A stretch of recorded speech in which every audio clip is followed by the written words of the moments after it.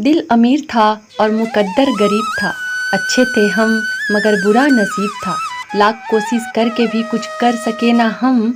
घर भी जलता रहा, समंदर भी करीब था। यह नए साल का दिन था और भयंकर सर्दी थी। जैसे जैसे शाम हो रही थी और अंधेरा हो रहा था, बर्फ तेजी से पड़ने लगी थी। गली में नंगे पैर और बिना जूतों के एक गरीब और छोटी लड़की चल रही थी। हालांकि यह सत्य है कि जब वह घर से निकली तो उसके पास चप्पलें थीं, लेकिन वह चप्पलें उसके पैरों के लिए बहुत ज़्यादा बड़ी थी। पहले उसकी माँ उन चप्पलों को पहनती थी। एक दिन जब दो गाड़ियां गली से तेजी से गुजरी तो उस लड़की को अपने आप को बचाने के चक्कर में इधर उधर भागी, जिसके कारण एक चप्पल मिली नहीं और दूसरी चप्पल को एक लड़का लेकर भाग गया। इसीलिए वह छोटी लड़की नंगे पैर ही गली में जा रही थी।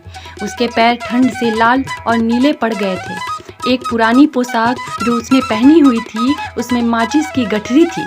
कुछ माचिस की गठरी उसने अपने हाथ में ले रखी थी। उसकी माचिसों को किसी ने नहीं खरीदा था, नहीं किसी ने पूरे दिन में एक भी पैसा उसे दिया था। वह छोटी लड़की ठंड और भूख से कांपते हुए धीरे धीरे रेंगती हुई चली जा रही थी और अपने आप को अभागी महसूस कर रही थी। बर्फ के छोटे छोटे टुकड़े उसके लंबे बालों पर गिर रहे थे, जो उसकी गर्दन के पास एक सुंदर घेरा बनाए हुए थे। लेकिन उसने ऐसी ठंडी में अपनी सुंदरता के बारे में नहीं सोचा। हर एक खिड़की से प्रकाश बाहर आ रहा था और वह नए साल के लिए बनाए जा रहे हैं पकवानों की सुगंध को सूंघ सकती थी। वह अपने आप को उसके बारे में सोचने से नहीं रोक सकी। दो घरों के बीच के कोने में वह बैठ गई और उसने अपने छोटे पैरों को अपने नीचे लगा लिया, लेकिन तब भी उसे बहुत ज़्यादा ठंडा लग रहा था। उसे घर जाने की हिम्मत नहीं हो रही थी, क्योंकि उसने अभी तक एक भी माचिस नहीं बेची थी और उसके पिताजी निश्चित ही इस बात से खुश नहीं होते।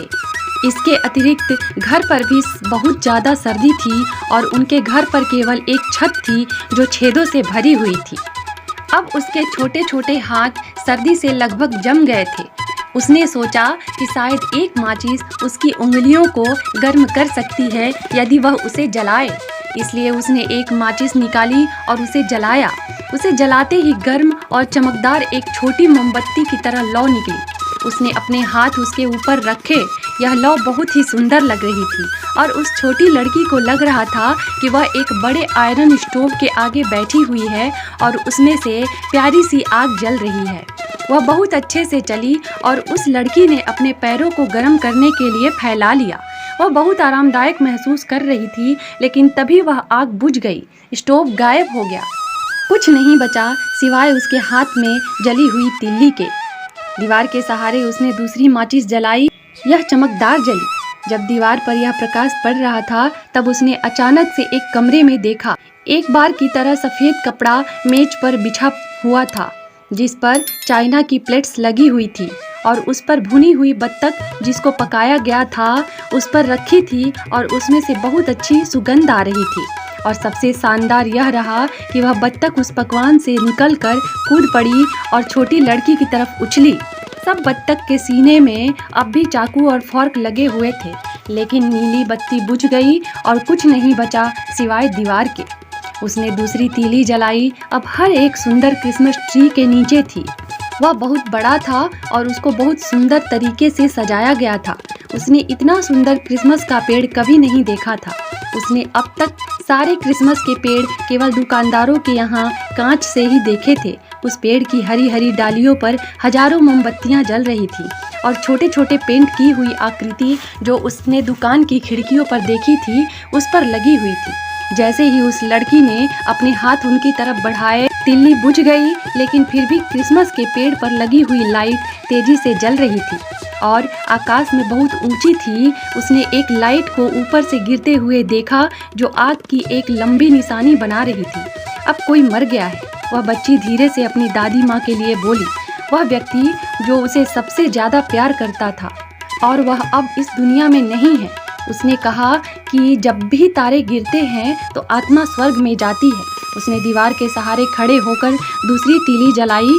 उस तीली की चमक ने उसकी प्रिय दादी को उसके सामने लाकर खड़ा कर दिया। ओह दादी माँ, वह चिल्लाई, मुझे अपने साथ ले लो। मुझे पता है जब यह तीली बुझ जाएगी तो आप उस गर्म स्टोव और शानदार नए साल के उत्सव और सुंदर क्रिसमस के पेड़ की तरह चली जाओगी।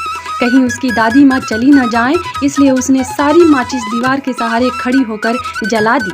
उन माचिसों के जलाने से इतनी तेज प्रकाश हुआ कि दोपहर के सूरज से भी ज़्यादा था। उसकी दादी माँ इतनी भव्य और सुंदर कभी नहीं लगी थी जितनी आज लग रही थी। उसने उस छोटी लड़की को अपनी बाहों में ले लिया और दोनों खुशी खुशी बहुत ऊंचे धरती से ऊपर सर्दी और भूख से दूर स्वर्ग की ओर उड़ चले। अगली सुबह जब लोगों को वह मिली तो वह दीवार के सहारे झुकी हुई थी। पुराने साल की अंतिम साल को उसके गाल लाल थे और हंसता हुआ चेहरा मौत से जम गया था। बेचारी गरीब लड़की, वह अपने आप को गर्म करना चाहती थी, लोगों ने कहा। लेकिन आश्चर्य, वह इतनी खुश क्यों थी, लोगों ने पूछा। लेकिन किसी ने यह कल्पना नहीं की कि कितनी सुंदर चीज़ों को उसने देखा और नई साल की शाम को कितना खुश होकर वह अपनी दादी माँ के साथ स्वर्ग को गई। दोस्तों, अगर वीडियो पसंद आई हो तो इसे लाइक, शेयर और सब्सक्राइब करना ना भूलें। Thank you. बाय।